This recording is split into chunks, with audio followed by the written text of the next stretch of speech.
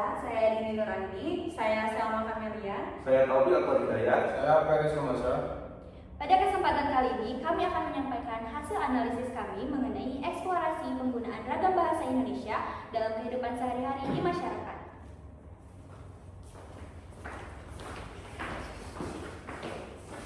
Seperti yang kita ketahui, bahasa merupakan alat komunikasi yang sangat penting di masyarakat.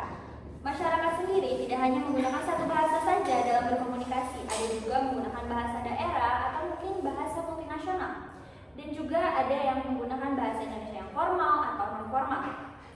Bahasa daerah atau bahasa lainnya digunakan saat terbiasa dengan keadaan atau situasi tertentu. Dengan demikian, mereka menyesuaikan dengan siapa mereka berkomunikasi. Langsung saja masuk ke ragam bahasa dalam kehidupan sehari-hari yang akan disampaikan oleh Dini Nuraini. Selanjutnya, pada slide ini dijelaskan tentang ragam bahasa yang digunakan dalam kehidupan sehari-hari. Dalam berkomunikasi, manusia tidak selalu menggunakan satu jenis bahasa saja. Cara kita berbicara biasanya menyesuaikan dengan situasi, tempat, dan juga lawan bicara. Yang pertama ada bahasa formal. Bahasa formal biasanya digunakan dalam situasi yang resmi, seperti saat rapat, di lingkungan kerja, ketika berbicara dengan atasan atau dengan orang yang lebih tua. Bahasa ini digunakan agar komunikasi terdengar lebih sopan dan terstruktur. Yang kedua ada bahasa non-formal. Bahasa non-formal biasanya digunakan dalam situasi santai, misalnya ketika kita berbicara dengan teman, keluarga, atau orang yang sudah akrab. Bahasa ini lebih bebas dan tidak terlalu kaku. Yang ketiga ada bahasa daerah. Bahasa daerah digunakan sebagai bagian dari identitas budaya suatu masyarakat. Bahasa ini biasanya dipakai dalam komunikasi sehari-hari di lingkungan daerah tertentu. Selanjutnya, tujuan dari penelitian. Tujuan yang pertama adalah mengetahui ragam bahasa yang digunakan masyarakat dalam kehidupan sehari-hari. Yang kedua adalah mengetahui bagaimana penggunaan bahasa formal, non-formal, dan bahasa daerah dalam berbagai situasi. Yang terakhir, memahami pengaruh situasi dan lawan berbicara terhadap penggunaan bahasa. Artinya, cara seseorang berbicara bisa berubah tergantung dengan siapa dia berbicara dan dalam kondisi seperti apa. Selanjutnya akan disampaikan oleh Ayu Astiantia.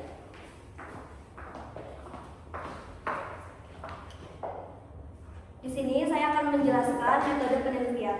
Pada penelitian ini, metode yang digunakan adalah metode wawancara. Wawancara dilakukan kepada beberapa narasumber yang memiliki latar belakang pekerjaan yang berbeda-beda. Hal ini bertujuan agar data yang diperoleh oleh lebih dari beragam yang dapat menggambarkan menggunakan bahasa dalam berbagai situasi. Adapun narasumber yang diwawancarai berasal dari beberapa profesi, yaitu guru, karyawan perusahaan, perangkat desa, ibu rumah tangga, dan operator produksi.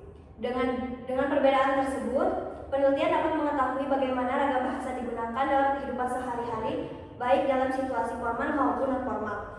Selanjutnya, penjelasan narasumber penelitian. Dalam narasumber yang diwawancarai dalam penelitian ini, berjumlah 6 orang dengan latar belakang pekerjaan yang berbeda-beda. Pertama, ada Ibu Meli yang bekerja sebagai guru Bimba UEO. Kedua, Ditajah Ratu Dinia yang bekerja sebagai karyawan administrasi. Ketiga, Hesta Helena Putri yang bekerja sebagai perangkat desa. Keempat, Apsia yang bekerja sebagai karyawan perusahaan. Dan terakhir, Eli Suminar yang bekerja sebagai operator produksi di PT Paliho Indonesia. Dengan adanya narasumber dari berbagai profesi tersebut, penelitian ini dapat memberikan gambaran mengenai perbedaan penggunaan ragam bahasa di lingkungan pekerjaan maupun dalam kehidupan masing-masing. Selanjutnya, hasil wawancara akan disampaikan oleh Selma Kamelia.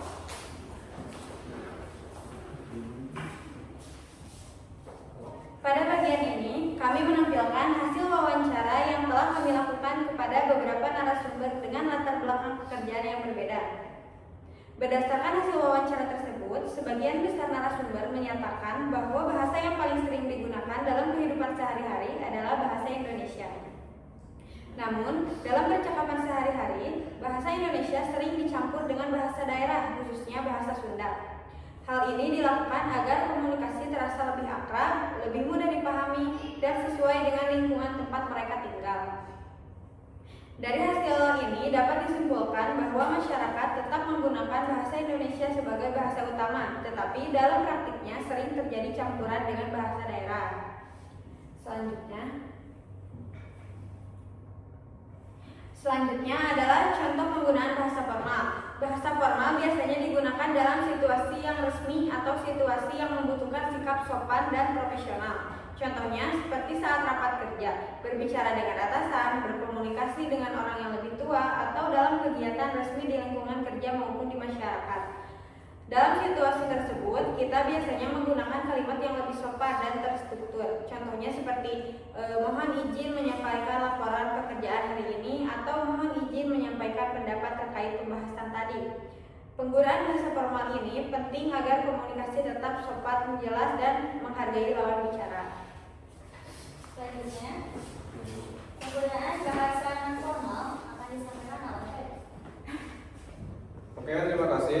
Pada slide ini ada penggunaan bahasa non formal. Pada slide ini dijelaskan tentang penggunaan bahasa non formal. Bahasa non formal adalah bahasa yang digunakan dalam situasi yang santai atau tidak resmi. Biasanya, bahasa ini digunakan ketika berbicara dengan teman, keluarga, atau rekan kerja yang sudah akrab. Karena digunakan dalam situasi santai, bahasa non formal cenderung lebih bebas, sederhana, dan tidak terlalu kaku dibandingkan bahasa formal. Di sini ada beberapa contoh ya. Yang pertama ada lagi ngapain, dan yang kedua ada nanti kita makan bareng ya. Lalu yang terakhir ada bisa bantu sebentar gak? Nah, dari kalimat-kalimat tersebut sering kita gunakan dalam kehidupan sehari-hari ketika berbicara dengan orang yang sudah dekat dengan kita.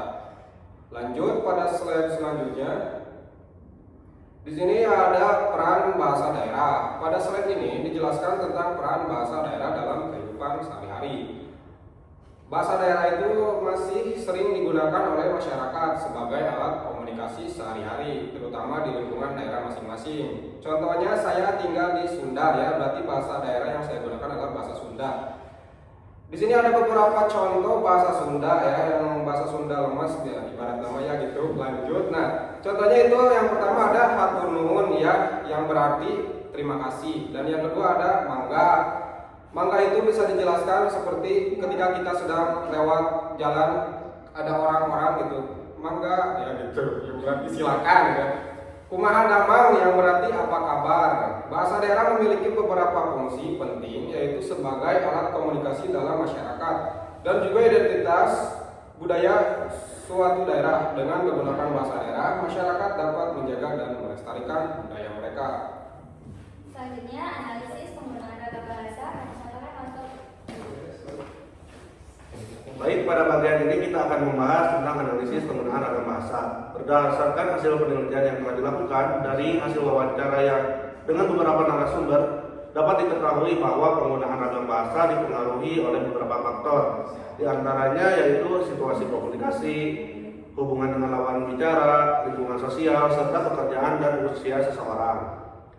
Misalnya ketika seseorang berada dalam lingkungan pekerjaan, biasanya mereka menggunakan bahasa yang lebih formal dan sopan agar terlihat lebih profesional dan menghargai orang lain. Sedangkan ketika berada dalam lingkungan keluarga atau pertemanan, bahasa yang digunakan biasanya lebih santai atau non formal karena suasananya lebih akrab dan tidak situasi yang terlalu resmi. Hal ini menunjukkan bahwa kemampuan seseorang dalam menyesuaikan penggunaan bahasa sangat penting agar komunikasi dapat berjalan dengan baik dan sesuai dengan situasi yang ada. Oke, next. Nah, pada bagian ini dijelaskan tentang kondisi Indonesia setelah meraih kemerdekaan. Meskipun Indonesia sudah merdeka, negara kita tetap menghadapi berbagai tantangan dan ancaman yang dapat mempengaruhi peraturan dan kesatuan bangsa. Oleh karena itu, untuk menjaga negara kita tetap utuh seperti sekarang ini, diperlukan kerjasama dan rasa persatuan dari seluruh masyarakat Indonesia. Sebagai warga negara, kita juga harus selalu mencintai dan menjaga dan membela negara Indonesia agar kemerdekaan yang telah diperjuangkan oleh para pahlawan dapat terus terjaga. Penggunaan ragam bahasa seperti yang tadi sudah disampaikan oleh teman-teman yang lain dalam kehidupan sehari-hari memang sangat beragam. Namun selain itu, sebagian besar masyarakat masih menggunakan bahasa daerahnya masing-masing dan dicampur dengan bahasa Indonesia itu sendiri. Penggunaan bahasa biasanya memang disesuaikan dengan siapa lawan bicara, kemudian bagaimana situasi saat saat berbicara, atau mungkin di daerah tertentu penggunaan bahasa Indonesia yang formal adalah pilihan yang terbaik. Sekian yang dapat kami sampaikan.